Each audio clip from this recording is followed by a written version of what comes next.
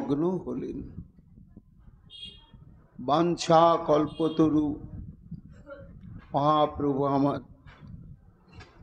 ভকত বৎসল, তিনি সে তার অভিনব যে সাত্বিক ভাবাপ্লুত ভাব বিভূষণে বিভূষিত শ্রীমূর্তিখানি, এবং একা নয়, সপরিকর নিত্যোন্মাদনায় প্রমত্ত নাম সংকীর্তনময় মূর্তি স্বরূপে দর্শন প্রদান করলেন। অভীষ্টদেবকে এইভাবে অভিনব রূপে, অভিনব ভাবে, অভিনব প্রেমোচ্ছ্বাসে দর্শন করে প্রবোধানন্দ আনন্দে আত্মহারা প্রভুর চরণে পরিপূর্ণভাবে শরণাগত হলেন। প্রভু, এই দুরূহ উদ্দেশ্য সাধন তোমার কৃপা ব্যতি রেখে হবে না। মহাপ্রভুর চরণে পরিপূর্ণভাবে নিজেকে সঁপে দিলেন। আত্মদন্যের মহিমাতে শরণাগতি হচ্ছে সাধকের জীবনের সিদ্ধি প্রাপ্তির একমাত্র প্রাণ শক্তি। কায় মন বাক্য একত্রিত করে শর্তবিহীনভাবে অভীষ্টদেবীর চরণে আত্মসমর্পণ। প্রবোধানন্দ সরস্বতী এইভাবে পূর্ণ শরণাগতি লাভ করলেন মহাপ্রভুর চরণে। তারপরে গ্রন্থারম্ভে অনুপ্রাণিত হলেন। দ্বিতীয় শ্লোক, এই দ্বিতীয় শ্লোকটিও মঙ্গলাচরণের অন্তর্গত। কবিরাজ গোস্বামীপাদ বলেছেন, গ্রন্থ প্রারম্ভে যে মঙ্গলাচরণ করা হয়, এই মঙ্গলাচরণ হচ্ছে ত্রিবিধ প্রকার। কি কি ত্রিবিধ প্রকার? না, সে মঙ্গলাচরণ হয় ত্রিবিধ প্রকার: বস্তু নির্দেশ, আশীর্বাদ আর নমস্কার। অর্থাৎ গৌর গোবিন্দকে প্রণামের মধ্য দিয়েই এই তিনটি উদ্দেশ্য সাধন হচ্ছে। সেই তিনটি উদ্দেশ্য কি? এক হচ্ছে বস্তু নির্দেশ। আমি যে গ্রন্থ প্রণয়ন করতে প্রয়াসী হয়েছি, আগ্রহী হয়েছি, এই গ্রন্থের মধ্যে কার কথা বলা হবে, কি কথা বলা হবে, গ্রন্থের প্রতিপাদ্য বস্তুটা কি, সেটি মঙ্গলাচরণের সূত্রে অভিব্যক্ত করে থাকেন বিদগ্ধ যারা সাধক রয়েছেন তারা।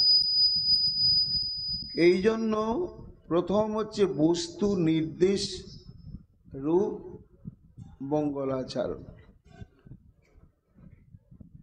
এতে কি বলা হলো? এর দৃষ্টান্ত কি? না, শ্রী শ্রী চৈতন্য চরিতামৃত গ্রন্থেতে আমরা দেখি কবিরাজ গোস্বামী যখন এই ত্রিবিধ প্রকার মঙ্গলাচরণ করছেন গ্রন্থ প্রণয়নের প্রারম্ভে, তখন তিনি সামান্য নমস্কার নিবেদন করার পরে বস্তু নির্দেশ রূপ মঙ্গলাচরণ নিবেদন করলেন। সেই বস্তু নির্দেশ কি? চৈতন্য চরিতামৃতের প্রতিপাদ্য তত্ত্ববস্তু কি, বক্তব্য বিষয় কি, আর গাতব্য বিষয় কি, এটিকে স্মরণ করে তিনি মঙ্গলাচরণে নমস্কার করলেন। কি বললেন তিনি? কার কথা বলতে চলেছেন এই চৈতন্য চরিতামৃত গ্রন্থে? যদ্বৈতং ব্রহ্ম উপনিষদি তদপশ্যতনুভা য আত্মান্তর্যামী পুরুষ ইতি সংস বিভব ষড়ৈশ্বর্যৈর পূর্ণ য ইহ ভগবান স্বয়ং ন চৈতন্যাৎ কৃষ্ণাৎ জগতি পরতত্ত্বং পরমিহ। প্রণাম নিবেদনের মধ্য দিয়েই তিনি গ্রন্থের প্রতিপাদ্য বস্তুটি উল্লেখ করলেন, বস্তুটা নির্দেশ করলেন। এই বস্তু আমি বলবো কি, যদদ্বৈতং ব্রহ্ম উপনিষদি তদেপীয়স্য তনুভা। উপনিষদ যাকে নির্বিশেষ পরম জ্যোতির্ময় ব্রহ্ম বলে ঘোষণা করেছেন, অর্থাৎ জ্ঞান মার্গের বিচারের দ্বারা, সেই যে ব্রহ্ম তত্ত্ব, এই তত্ত্বটা কি বটে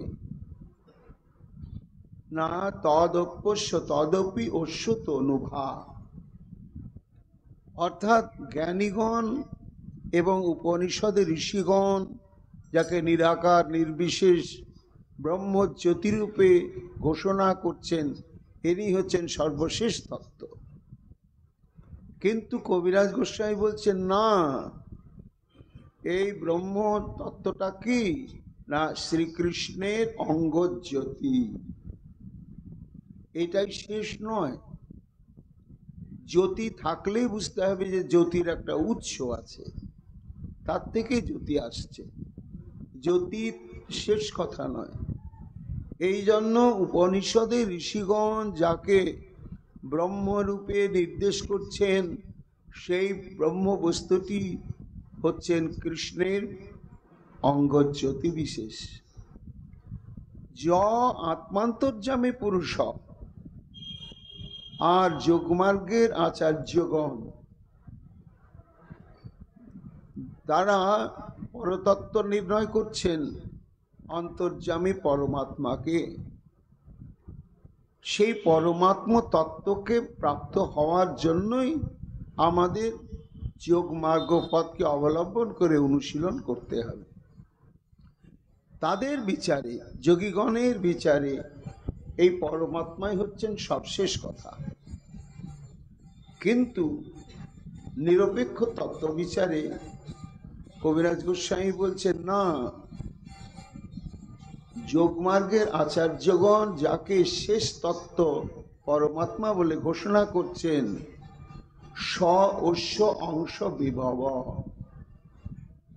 সেই পরমাত্মা হচ্ছেন স্বয়ং কৃষ্ণের অংশ। অর্থাৎ ওটাই শেষ চরম নয়। ষড়ৈশ্বর্যপূর্ণ য ইহ ভগবান, অর্থাৎ কার অংশ, কার জ্যোতি না, যিনি ছটি ঐশ্বর্য সমগ্রভাবে যার মধ্যে নিত্য অনাদিকাল থেকে বিদ্যমান, সেই ষড়ৈশ্বর্যপূর্ণ স্বয়ং ভগবান। কে তাহলে ভগবান? ভাগবতে বলা হয়েছে, এতে চাংশ কলা পুংস কৃষ্ণস্তু ভগবান স্বয়ং। কবিরাজ গোস্বামী বলছেন হ্যাঁ, কিন্তু সেটাই শেষ কথা নয়। ন চৈতন্যাৎ কৃষ্ণাৎ জগতি পরতত্ত্বং পরমেহ। বলে শুধু কৃষ্ণ পরতত্ত্ব নয়, কৃষ্ণ চৈতন্য হচ্ছেন পরতত্ত্ব। এই যে চৈতন্য চরিতামৃত গ্রন্থ, এর আলোচ্য বস্তু আমি নির্দেশ করছি, সে বস্তুর নামই হচ্ছে শ্রীকৃষ্ণ চৈতন্য মহাপ্রভু। বলে কৃষ্ণ পরতত্ত্বর চাইতে আপনি চৈতন্যদেবকে কেন প্রাধান্য দিলেন, মহিমা অধিক কীর্তন করলেন? কবিরাজ গোস্বামী পাদ বলছেন, দেখো শ্রীকৃষ্ণ তো পরতত্ত্ব ঠিকই রয়েছে, কিন্তু সেখানে শক্তিমানেরই প্রাধান্য রয়েছে। শক্তি সেখানে গৌণভাবে প্রচ্ছন্নভাবে অন্তর্লীন অবস্থায় রয়েছে।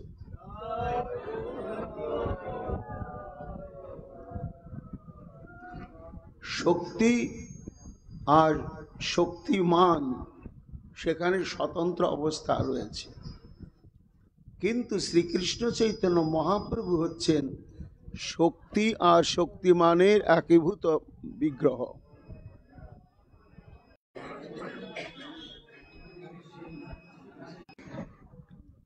এইটি হচ্ছে যেমন চৈতন্য চরিতামৃতের বস্তু নির্দেশ রূপ মঙ্গলাচরণ, তেমনি ব্যাখ্যাকার বলছেন এই রাধারস সুধানিধির এই যে দ্বিতীয় শ্লোক, এই দ্বিতীয় একটি শ্লোকের মধ্য দিয়ে প্রবোধানন্দ সরস্বতী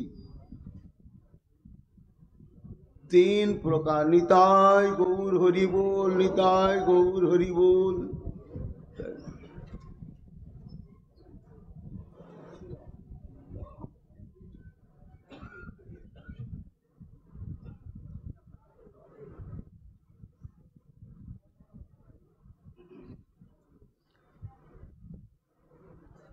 এই একটি শ্লোকের দ্বারাই তিন প্রকার নমস্কার বা মঙ্গলাচরণ সাধন করেছে। এখানে বস্তু নির্দেশ আর সাধারণ নমস্কার আর আশীর্বাদ রূপ মঙ্গলাচরণ। অনর্পিতং চরিঞ্চিরাত করুণাবতীর্ণ কলো, এই যে শ্লোকটি, এটি চৈতন্য চরিতামৃতের হচ্ছে আশীর্বাদ রূপ মঙ্গলাচরণ। তা তেমনি প্রবোধানন্দ সরস্বতী পাদ শ্রী চৈতন্য মহাপ্রভুর চরণে শরণাগতি প্রার্থনা করার পরে এই একটি শ্লোকের মধ্য দিয়ে তিনি তিন প্রকার মঙ্গলাচরণ সমাধা করে গ্রন্থের মধ্যে প্রবেশ করছেন। এইবার আমরা গুরু বৈষ্ণবের কৃপায় দেখি তিনটি মঙ্গলাচরণের কোথায় কোথায় পার্থক্য ভেদ সেটি না। ব্যাখ্যাকার বলছেন এই যে এই শ্লোকে বলা হয়েছে যে যোগীন্দ্র দুর্গম গতির মধুসূদনপি, এটি হচ্ছে বস্তু নির্দেশ রূপ মঙ্গলাচরণ।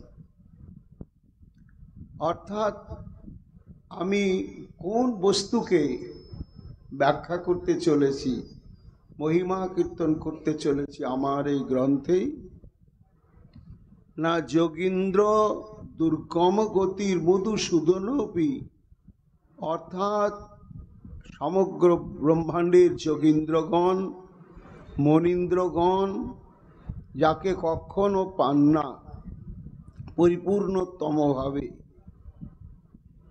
এমন যে তাদেরও দুর্গম গতিকে না শ্রীকৃষ্ণ, তিনি সাধন দুর্লভ। যোগী যারে পায় না যোগে, মনি যারে পায় না ধ্যান। হ্যাঁ, সম্মুখ দর্শন পায়, কিন্তু চিরকালের জন্য পরমারাধ্য রূপে তাকে কখনো প্রাপ্ত হয় না, দুর্গম। তাহলে যে শ্রীকৃষ্ণ যোগী ঋষি মুনিগণেরও দুর্লভ, কখনো যাকে পাওয়া যায় না, এমন যে বস্তু, তারও দুর্লভ হচ্ছেন শ্রীমতী রাধা রানী। এখানে দুর্লভ বস্তু শ্রীকৃষ্ণ, সেই শ্রীকৃষ্ণেরও অত্যন্ত দুর্লভ বস্তু হচ্ছেন রাধারানী। কি করে বুঝলেন প্রবোধানন্দ? না কদাপি বসনাঞ্চল খেলনুত্থ ধন্যাতি ধন্য পবনে তো কৃতার্থ মানি, পিতায় গৌর হইব। অর্থাৎ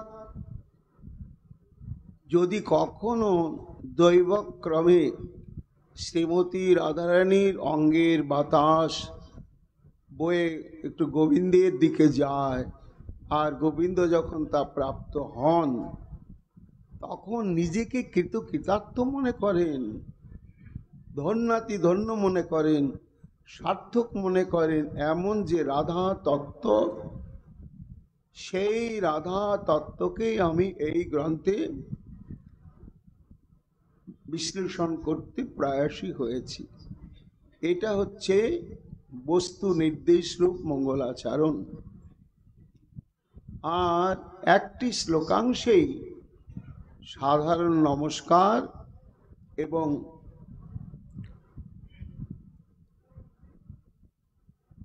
আশীর্বাদ মঙ্গলাচরণ সমাধা করলেন। সেটি কি? না নমস্তু বৃষভানুভুবু দিশোপি। এই যে শ্লোকাংশ শেষের কথাটি, অর্থাৎ যেদিকে যেদিকে শ্রীমতী রাধারানী বর্তমান, আমি সেই দিককেই নমস্কার করি। এটি হচ্ছে জল, এটি হচ্ছে সাধারণ নমস্কার। আর আশীর্বাদ রূপ নমস্কার কি না, ওই একই শ্লোকাংশেই আশীর্বাদ রূপ মঙ্গলাচরণ করলেন প্রবোধানন্দ সরস্বতী। কি না, তস্যা নমস্তু বিশ্বভানু ভুব দিশোপি।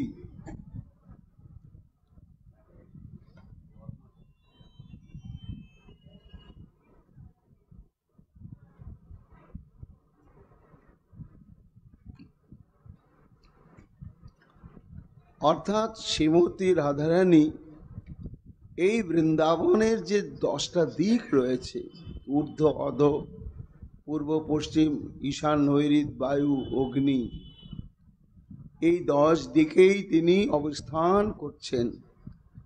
তা এই দিকসমূহে যে রাধারানী অবস্থান করছেন, শ্রীধাম বৃন্দাবনের সেই সব দিকসমূহ যারা রাধা দাস্য লিপ্সু সাধকবৃন্দ রয়েছেন, ভক্তকুল রয়েছেন, তাদের পরিপূর্ণতমভাবে মনোবাসনা পূরণ করুন। এটি হচ্ছে আশীর্বাদ রূপ মঙ্গলাচরণ। একটি শ্লোকের মধ্য দিয়ে সামান্য বা নমস্কার রূপ মঙ্গলাচরণ, বস্তু নির্দেশ রূপ মঙ্গলাচরণ এবং আশীর্বাদ রূপ মঙ্গলাচরণ করলেন। বলে দুর্গম কেন?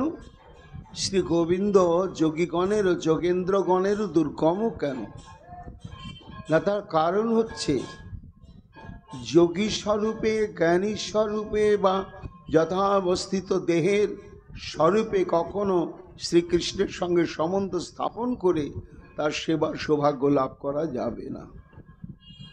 কেন যাবে না?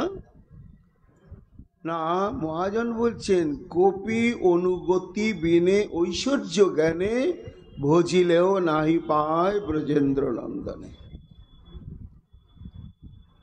অর্থাৎ যতক্ষণ পর্যন্ত গোপীগণের আনুগত্য স্বীকার করা না যাবে, ততক্ষণ পর্যন্ত গোবিন্দকে চিরকালের জন্য আপন করে নিয়ে সম্বন্ধ স্থাপন পূর্বক তাকে প্রাণ ভরে সেবা করে নিজের জীবনকে সার্থক করার সৌভাগ্য পাওয়া যাবে না। এইবারই গোপী অনুগত হওয়া যোগেন্দ্রগণের পক্ষে সুদুর্লভ। স্বয়ং লক্ষ্মী দেবীও পারলেন না, আজও তিনি বেলবনে তপস্যা করে চলেছেন। শ্রীকৃষ্ণ যখন বললেন যে লক্ষ্মী, তুমি যদি গোপীগণের সৌভাগ্যটা তুমিও পেতে চাও, তাহলে গোপীগর্ভে জন্মগ্রহণ করে মুখ্য গোপীগণের অনুগত তোমাকে হতে হবে। লক্ষ্মী দেবী কি বললেন? বলে আমি দেবী, আমি রক্তে মাংসে গড়া মরণশীল এই মানবী হয়ে তোমার আরাধনা করব, তাদের অনুগতা হয়ে কখনোই করব না। আমি তপস্যা করেই তোমাকে পাব। আজও বেলবনে তপস্যা করে চলেছেন। এই জন্য ভগবান শ্রীকৃষ্ণ সুলভ নয়, অতীব দুর্লভ। সেটি অনুভব করে আশ্চর্য হয়ে গেলেন আমাদের বিল্বমঙ্গল ঠাকুর। কি অদ্ভুত প্রভু তুমি, কেমন তুমি তাদের ধরা ছোঁয়ার বাইরে। গোপালাঙ্গন কর্দমেষু বিহরণ বিপ্রাধরে লজ্জসে। অর্থাৎ গোয়াল পাড়াতে কি আছে? গোময়, গোমূত্র আর কাদা, এছাড়া তো কিছু নেই। আর দই, দুধ, খোল, মাঠা ইত্যাদি।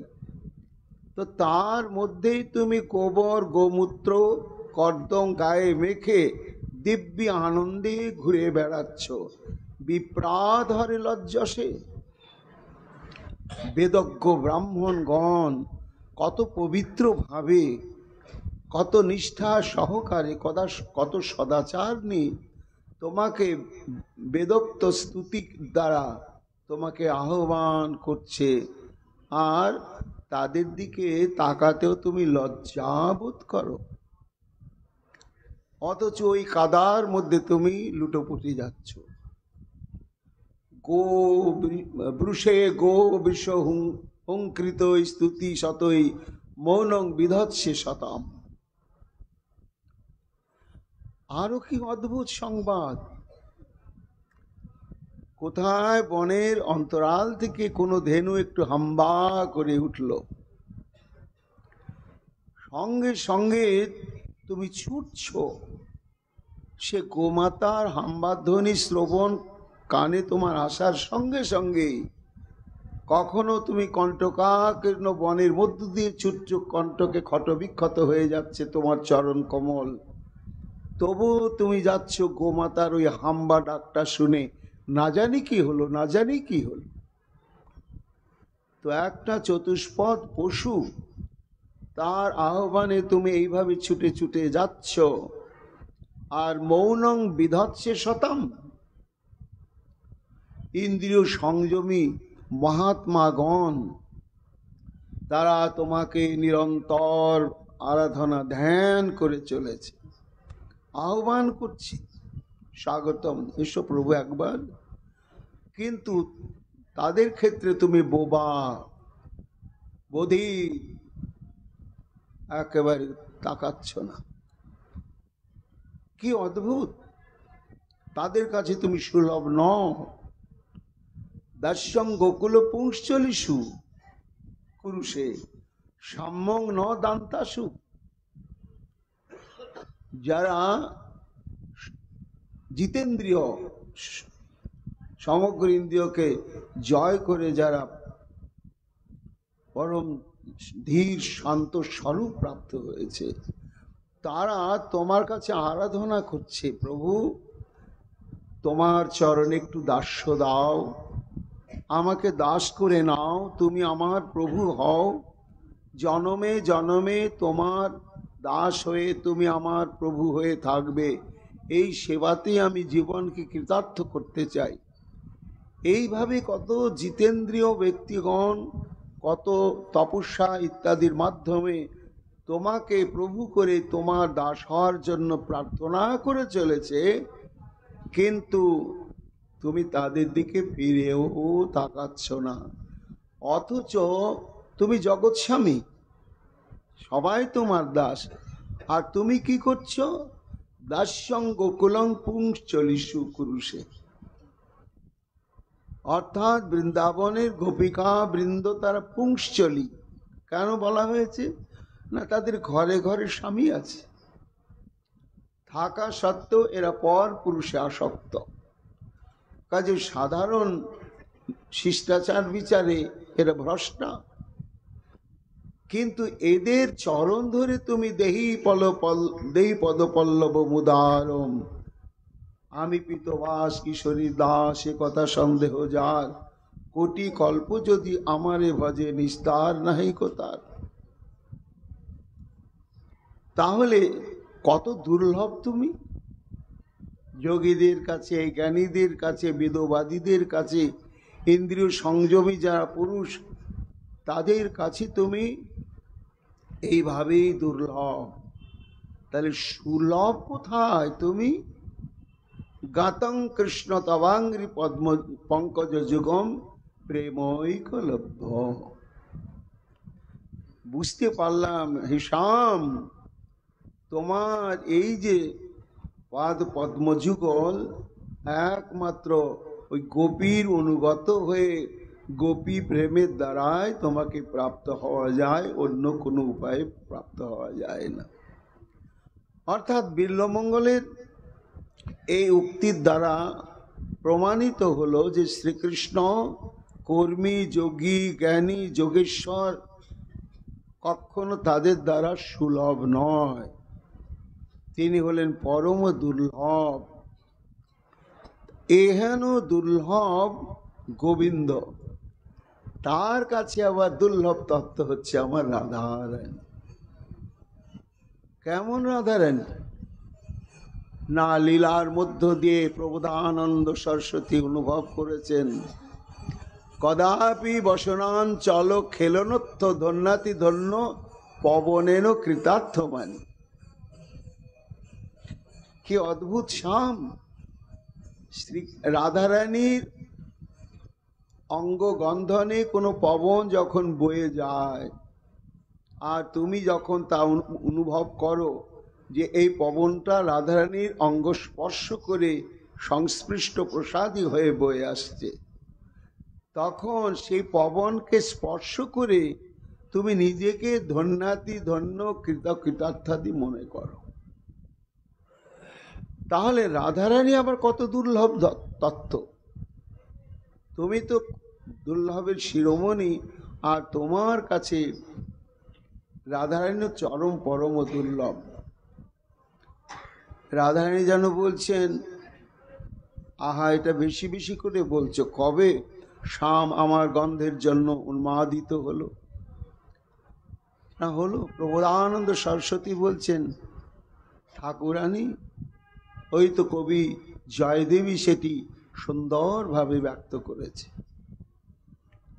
ছটফট করছেন শ্রীমতী রাধারানী, ব্যস্ত হয়ে গিয়েছেন, কিন্তু যেতে পারছেন না। সখীগণ বলছেন, রাধে আর বিলম্ব করো না। রতি সুখ সারি গতম অভিসারী মদন মনোহর বিষম। তোমার মদন মোহন প্রীতম শ্যাম সুন্দর অভিসার করে অপেক্ষা করছেন। কেমন? রতি সুখ সারে, রতি সুখের সারাত সার পরাৎপর তত্ত্ব বিশেষ শ্রী গোবিন্দ। না করুনি তম্বিনী গমন বিলম্বন মনুষরতং হৃদয়ে সম। তোমার হৃদয়ের ঈশ্বর প্রাণবল্লভ শ্রী গোবিন্দর জন্য শীঘ্রই তুমি চলো, অভিসার করো। রাধারানী বলছেন, সখী কোন দিকে অভিসার করে যাব রে? আমার শ্যাম এখন কোন দিকে, কোথায় আছেন? সেটা সংবাদটা কি জানো তোমরা? সখী বলছে, হ্যাঁ জানি রাধে।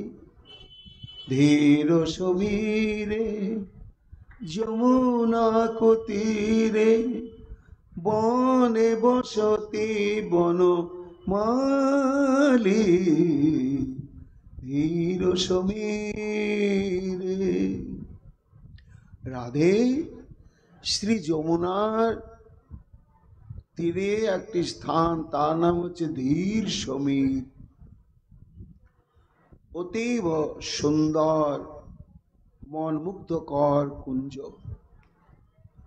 সেই কুঞ্জে প্রীতম অপেক্ষা করছে তোমার জন্য, এবং তার অঙ্গ প্রত্যঙ্গ তোমার অঙ্গ সঙ্গ পাবার লাগি চঞ্চল হয়ে উঠেছে। পিনপয় ধর পরিসর মর্দন চঞ্চল কর যুগশালী। ধীর সমীরে সকল অঙ্গ তার ত্রস্ত হয়ে উঠেছে। রাধে, ও তাই সখী, তাহলে আমার জন্য ব্যস্ত হয়ে কি করছেন মাধব, সেটা বলতে পারো? নাম সমেতম কৃত সংকেতম বাদয়তে মৃদু বেণুম রাধে। নাম সমেতম কৃত সংকেতম বাদয়তে মৃদু বেণুম রাধে। কুঞ্জে বসে বসে তোমার নাম উচ্চারণ করে তোমাকে ডাকছে আর সংকেত করছে ওই মুরলী ধ্বনির দ্বারায়। কি সংকেত করছে জানো? কোন কুঞ্জে তোমার সঙ্গে তার মহামিলন হবে। তাই নাম সমেতম কৃত সংকেতং বাদয়তে মৃদুবেনু। আর কি করছে সখী?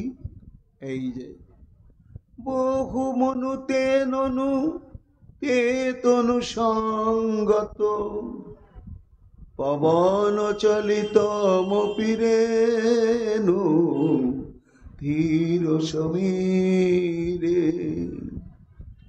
একটা দমকা হাওয়া বয়ে এলো রাধারানী, আর সে হাওয়ার মধ্যেই কণা কণা ধুলোবালি উড়ে এলো, আর তার সঙ্গে সঙ্গে তোমার অঙ্গগন্ধ। তাতে শ্যাম মনে করলে এই তো আমার রাধারানী আসছে।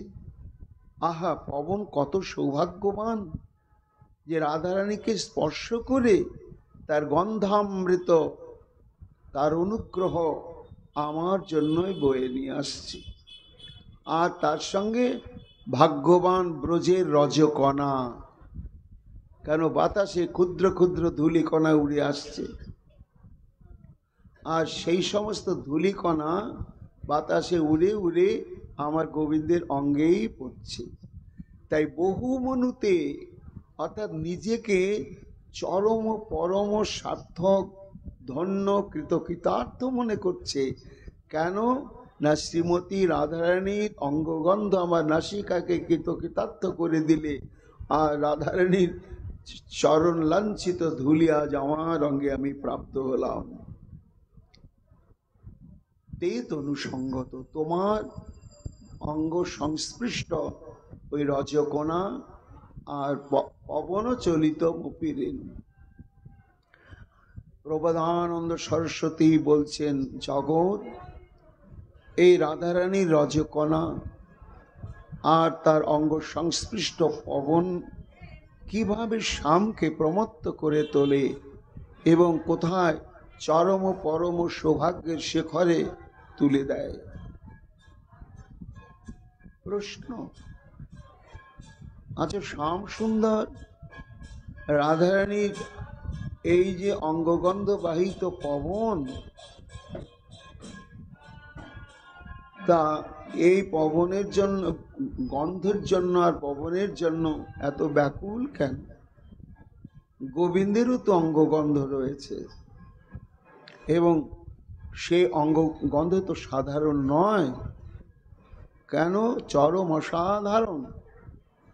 কেমন গোবিন্দের অঙ্গগন্ধ আর তার প্রভাব কি? কবিরাজ গোস্বামী পাদ বলছেন, কস্তুরী লিপ্ত নীলোৎপল তার যেই পরিমল তাহা যিনি কৃষ্ণ অঙ্গগন্ধ। অর্থাৎ মৃগ নাভি কস্তুরী আর টাটকা ফোটা নীলোৎপল, একে মিশ্রণ করলে যে গন্ধ হয়, ঠিক সেই গন্ধের মতন আমার গোবিন্দের অঙ্গগন্ধ। আচ্ছা, গন্ধটার সংবাদ পেলাম, প্রভাবটা কেমন? ব্যাপে 14 ভুবনে সভা করে আকর্ষণে নারীগণের আঁখি করে অন্ধ। অর্থাৎ একটা সুগন্ধ কতদূর ছড়ায় না, বাতাস যতদূর পর্যন্ত বয়ে নিয়ে চলে, কিন্তু শ্রী গোবিন্দের অঙ্গগন্ধ কোনো পবনের সহযোগিতার অপেক্ষা রাখে না। সেই গন্ধটি হচ্ছে নিত্যসিদ্ধ স্বরূপ সিদ্ধ, একেবারে বিস্তৃত হচ্ছে 14 ভুবন, ভূলোক ভূবলোক, জন্মমহ তপলোক সত্যলোক পর্যন্ত, আর নিচে তলাতল বিতল শততল একেবারে পরিব্যাপ্ত। এমন আমার গোবিন্দের অঙ্গগন্ধ। এবং আরো তার কি প্রভাব? কৃষ্ণ গন্ধ জগত মাতায় মাতিয়ে দেয়। কিভাবে মাতায়? নারীর নাসায় পৈশে সর্বকাল তাহা বৈশে কৃষ্ণ পাশে ধরি লইয়া যায়। একবার ওই গন্ধ যদি নাসায় প্রবেশ করে, তখন তার সমস্ত বর্ণাশ্রম ধর্মের কর্মবন্ধন চিরকালের জন্য খণ্ডন হয়ে যায়। মানে এত গন্ধ গোবিন্দ নিজের শরীরে রেখেছেন কোথায়? কোন কোন জায়গায় এত এত গন্ধ আছে গোবিন্দের? পেটে না পিঠে না মুখে না কোথায়? হ্যাঁ, গন্ধের উৎস আছে গোবিন্দের অঙ্গে। কি উৎস? নেত্র নাভি বদন করযুগ চরণ, এই অষ্টপদ্ম কৃষ্ণ অঙ্গে। গোবিন্দের অঙ্গে 8টা পদ্ম রয়েছে। কি? 2টি নেত্র, 2টি পদ্ম, আর মুখখানা 1টি পদ্ম, আর নাভি 1টি পদ্ম। এই 4টি পদ্ম, আর করতল 2টি পদ্ম, আর চরণ তল হচ্ছে 2টি পদ্ম। এই অষ্টপদ্ম কৃষ্ণ অঙ্গে কর্পূর লিপ্ত কমল তার জৈছে পরিমল, সেই গন্ধ অষ্টপদ্ম সঙ্গে। এই হচ্ছে গোবিন্দের অঙ্গে গন্ধের উৎস স্থান হচ্ছে এই 8টি পদ্ম। আর প্রভাব তার হরে নারী তনু মন, নাশা করে ঘূর্ণন, নিবি খসায় ছুটায় কেশবন্ধ। ওই নাশা বিবরে অনুরাগীদের একবার প্রবেশ করলেই স্খলিত বাসনা হয়ে যায়, এলোলাইত কুন্তলা হয়ে যায়। করিয়া আগে বাউরি নাচায় জগত নারী, হেন ডাকাতিয়া কৃষ্ণ অঙ্গগন্ধ। আর একবার যদি সেই কারণ আশায় প্রবেশ করে, সেই গন্ধের বশ নাশা সদা করে গন্ধের আশা। এই আমার গোবিন্দের অঙ্গগন্ধের বৈশিষ্ট্য মহিমা। মদন মোহনের নাথ, পশারি গন্ধের হাট, জগন্নারী গ্রাহক লোভায়, বিনামূল্যে দেয় গন্ধ, গন্ধ দিয়া করে অন্ধ, ঘরে যাইতে পথ নাহি পায়। দান লীলায় রাধারানী ব্যাজস্তুতি স্থলে বলছেন, শকিল লোকটাকে রে, আমরা এই পথ দিয়ে যাতায়াত করি, কোনোদিন তো দেখিনি। ইস, কি কালো! এত কালো মানুষ হয়? আর এত মেয়ে মানুষ দেখে এগিয়ে এগিয়ে আসছে কেন? একে ভয়ঙ্কর কালো, আর তাতে কি দুর্গন্ধ!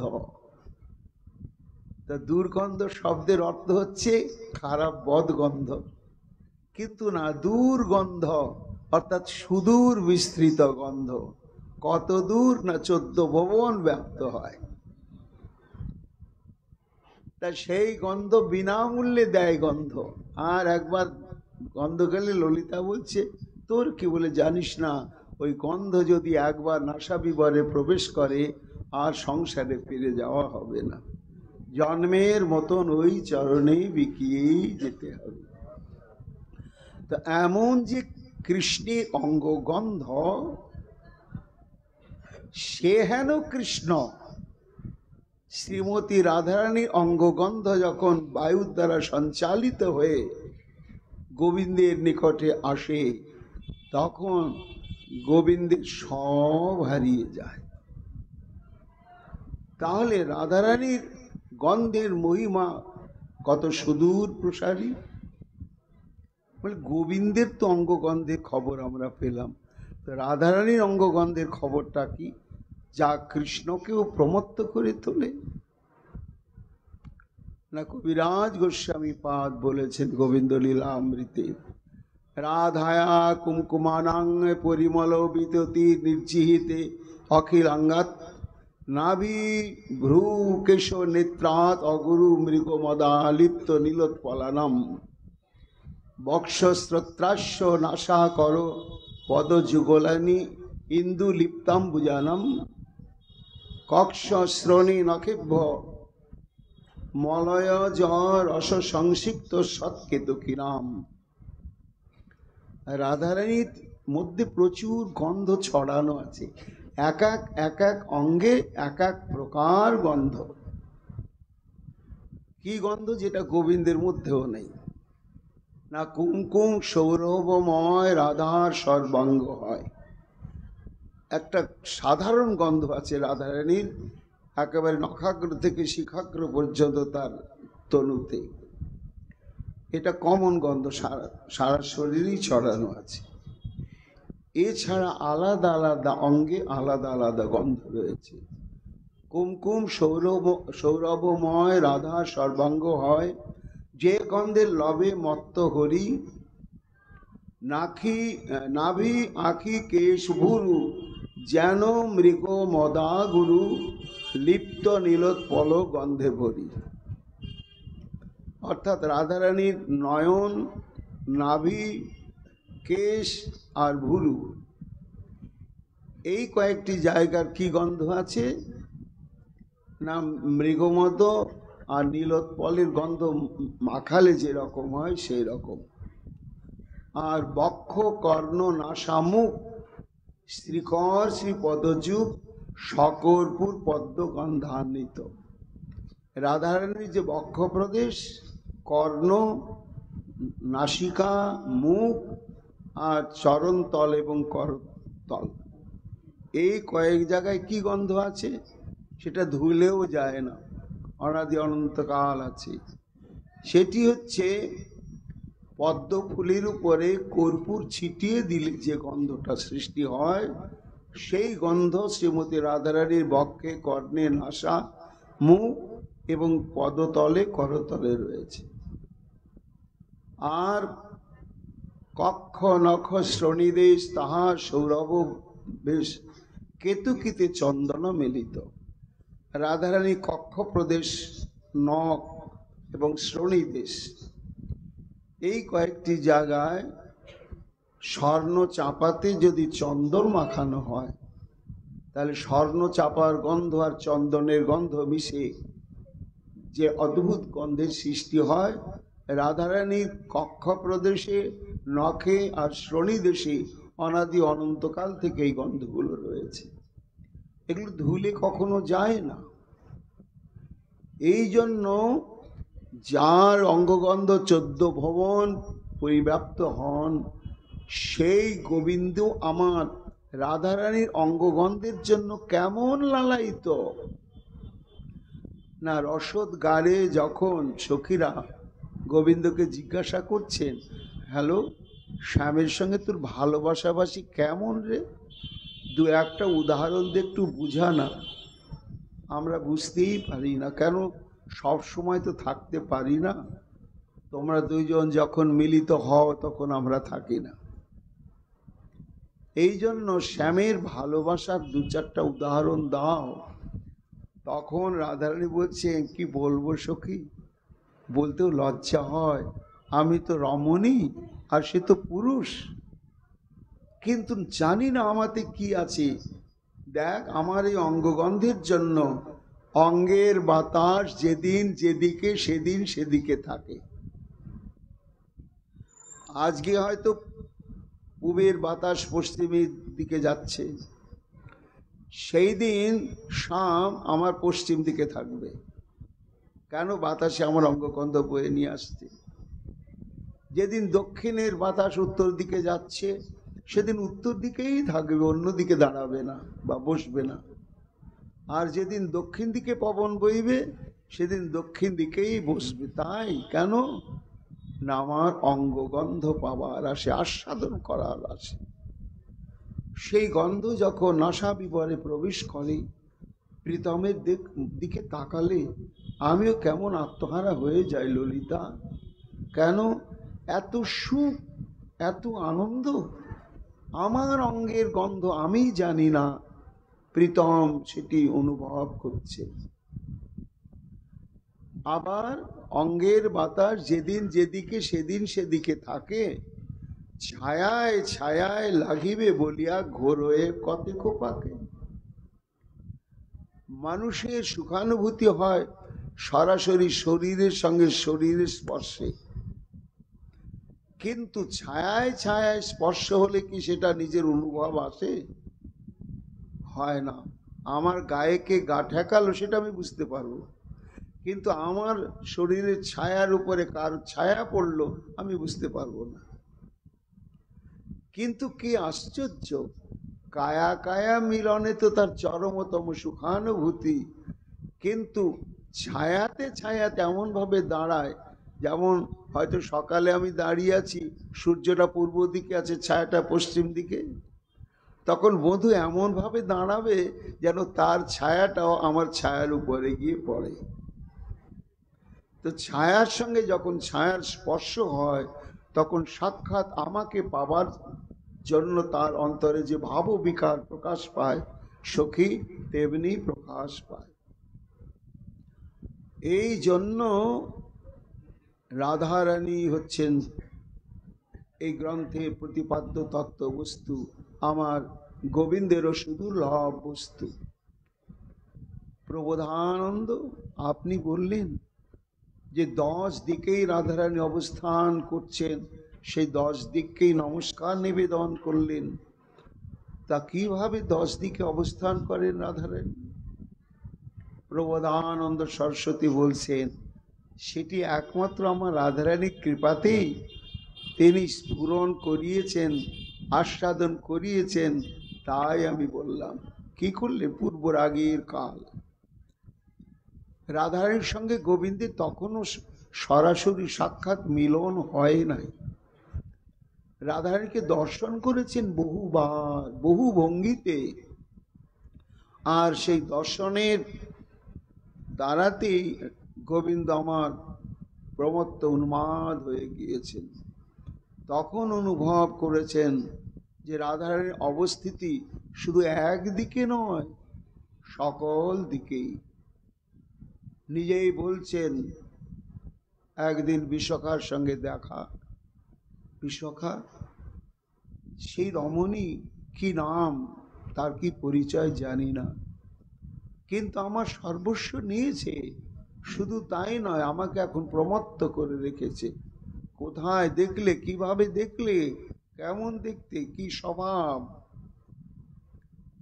তখন গোবিন্দ বলছেন, কেলি কামিনী গজহ গামিনী বিহসী পালটিনি হারি রে, ইন্দ্র জালক কুসুম সায়ক কুহু কি ভেলি বড় নারী।